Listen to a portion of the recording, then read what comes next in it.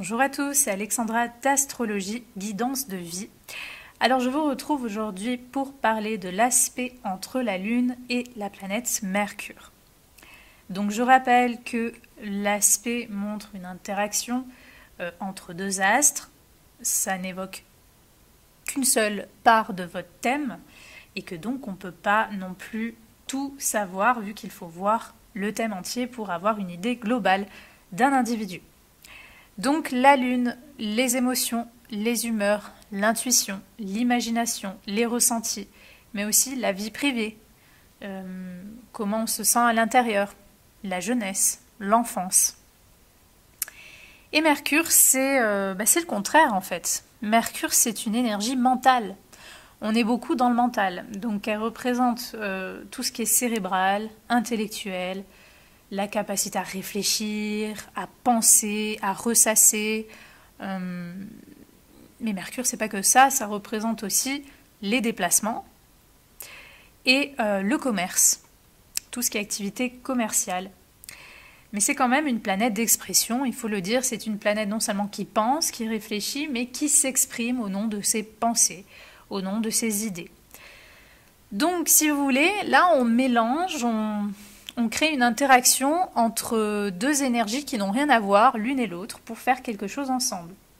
Donc qu'est-ce que ça veut dire? Ça veut dire que peu importe l'aspect qui est formé entre votre Lune et Mercure, il y aura toujours un lien, il y aura toujours une interaction entre ce que vous ressentez, entre vos humeurs, entre votre imagination, par exemple si vous êtes plus porté par ça, si vous avez le côté artiste, et votre état d'esprit et votre façon de vous exprimer.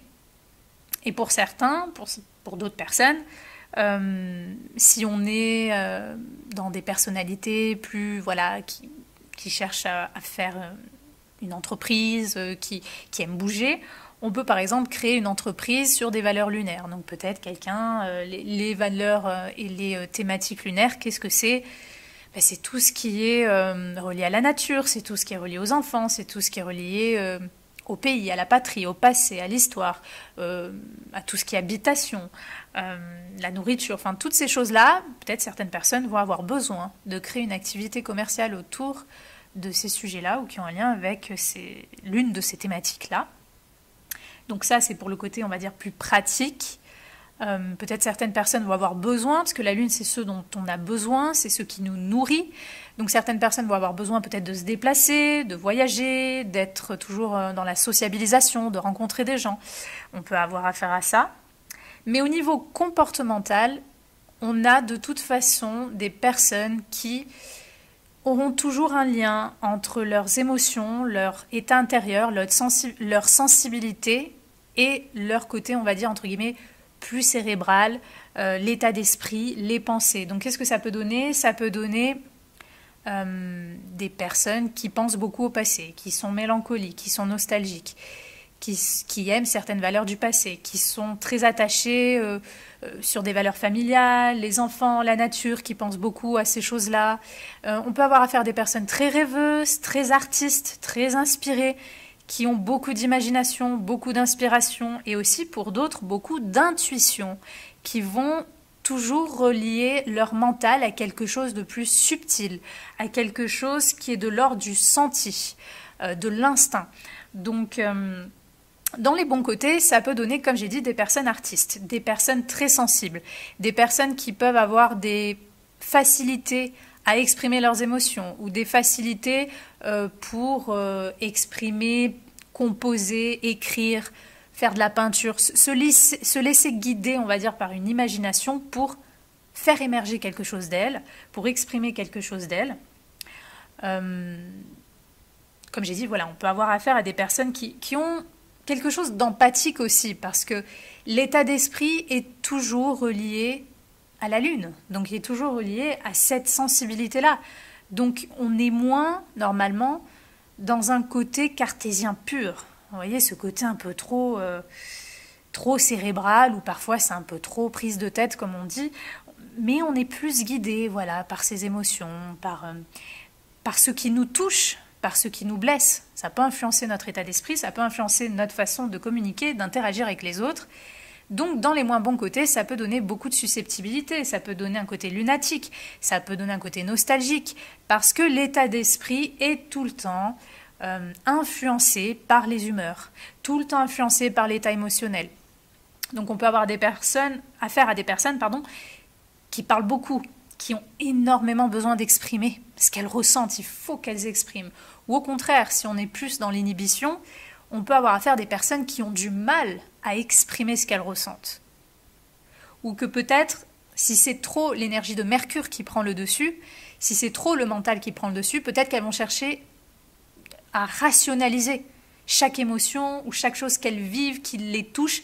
Et donc on pourrait même, au contraire, avoir l'impression que certaines personnes finalement manque de sensibilité. Ça, on peut voir un petit peu plus peut-être dans un aspect de carré, par exemple, ou d'opposition. Cette contradiction, cette tension entre ce que je ressens et ce que j'arrive à exprimer, ou ce que je perçois juste de façon intellectuelle et qui n'est pas en accord finalement avec ce que je ressens. Il peut y avoir un peu une tension, une contradiction pour les personnes qui ont un carré entre leur Lune et Mercure, ou une opposition entre la Lune et Mercure. La conjonction, comme vous savez, la conjonction c'est autant positif que négatif dans le sens où ça peut faire naître une force parce qu'on mélange deux énergies, on les fait fusionner ensemble, mais ça peut aussi être une faiblesse parce que du coup, il n'y a plus une seule énergie distincte, il y a vraiment deux mélanges, on mélange le mental et on mélange les émotions. Donc ça peut donner des personnes, par exemple pour la conjonction, qui ont énormément de mal à dissocier ce qui vient vraiment de leur mental, ce qui vient vraiment de leurs émotions, et vice-versa. C'est-à-dire que ce qui va les pousser à communiquer, ce qui va les pousser à penser la vie d'une telle ou telle façon, mais ça va toujours avoir un lien avec leurs émotions, ou leur passé, ou leur famille, ou leur mère, ou ce qui les a blessés, ce qui les a touchés, ce qu'elles ont vécu peut-être plus jeunes. Et à contrario, si on a affaire à des personnes un peu plus cérébrales, à chaque fois qu'elles vont ressentir des choses, de suite, le mental va prendre le dessus et donc il va rationaliser chaque émotion, il va essayer de trop penser, de trop essayer de cataloguer chaque chose qu'il ressent et du coup, on peut manquer justement en émotion.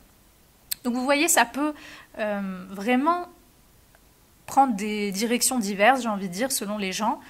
Il faut voir évidemment dans quel signe, dans quelle maison, quel aspect. Maintenant, comme toujours, vous savez que ce qui fait vraiment, on va dire, ce qui décrit vraiment une configuration céleste, c'est aussi de voir le thème en général. Donc voilà, de toute façon, gardez à l'esprit que vous allez toujours avoir cette énergie mentale qui va être en lien avec vos émotions, avec votre vie privée. Et à contrario, votre vie privée, vos émotions, vos humeurs, votre imagination va toujours être en lien avec le mental ou va devoir s'exprimer, va devoir être émergé de vous. Donc comme j'ai dit, on peut avoir d'un côté les artistes, d'un côté des personnes qui vont parler au nom de certaines qualités lunaires, qui vont parler, je ne sais pas, pour la nature, pour les enfants, qui vont parler au nom de leurs racines, leur culture, qui vont devoir exprimer ces choses-là. On va avoir aussi d'autres personnes, par exemple, qui vont faire des activités qui sont en lien avec des qualités lunaires, qui vont peut-être monter une entreprise, être fleuriste, être dans l'agriculture. Bon, je fais vraiment des exemples. Mais pour dire, il y a ce côté aussi commercial qui est propre à Mercure. D'autres personnes vont avoir besoin de bouger, vont avoir besoin d'interagir, vont avoir besoin peut-être de nourrir quelque chose de plus sociable.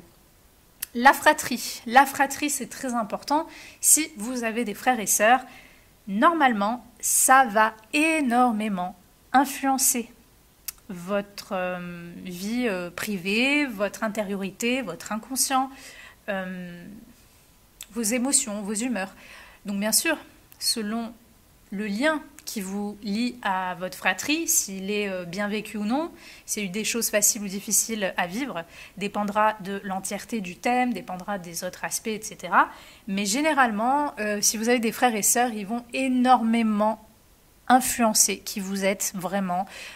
Ils peuvent vraiment compter pour vous. Vous pourrez être très, très, très attaché à la fratrie, ou à certains membres de la fratrie, mais ça peut même être des cousins, cousines, en tout cas des proches. Ça peut énormément compter pour vous, certains amis peut-être qui qui comptent un petit peu comme des frères et sœurs. Pour vous, c'est très très important. Ou s'il y a eu des événements difficiles, ça a pu au contraire vous blesser. Il y a peut-être eu quelque chose de difficile pour certaines personnes concernant un frère ou une sœur. Il s'est passé des choses et ça vous a marqué profondément. Ça a marqué vos émotions, ça a marqué votre enfance, ça a marqué qui vous êtes vraiment au fond de vous. Donc vous voyez plusieurs cas de figure. Mais on est toujours dans ce symbolisme, dans ces caractéristiques Lune, Mercure. Donc à vous de voir un petit peu comment vous vivez votre état d'esprit. Qu'est-ce qui vous inspire? Qu'est-ce qui vous touche? Qu'est-ce qui vous blesse? Qu'est-ce qui vous nourrit que vous aurez à exprimer, à partager, à échanger avec les autres? Et au contraire, dans ce qui vous touche ou dans vos émotions, combien vous pourrez peut-être mettre un peu plus d'ordre dans ces émotions, essayer de comprendre, d'avoir peut-être une envie aussi de comprendre, d'intellectualiser peut-être ce que vous avez vécu dans le passé, votre enfance, ou certaines humeurs, certaines émotions, quelque chose qui peut être lié à cet état d'esprit, cette envie de comprendre, cette envie de réfléchir sur le sujet. En tout cas, il y a un lien entre ces deux énergies, donc à vous de voir un petit peu comment ça se manifeste chez vous. Voilà, c'était mon interprétation des aspects entre la Lune et Mercure. J'espère qu'elle vous aura plu et moi je vous dis à bientôt pour de prochaines vidéos.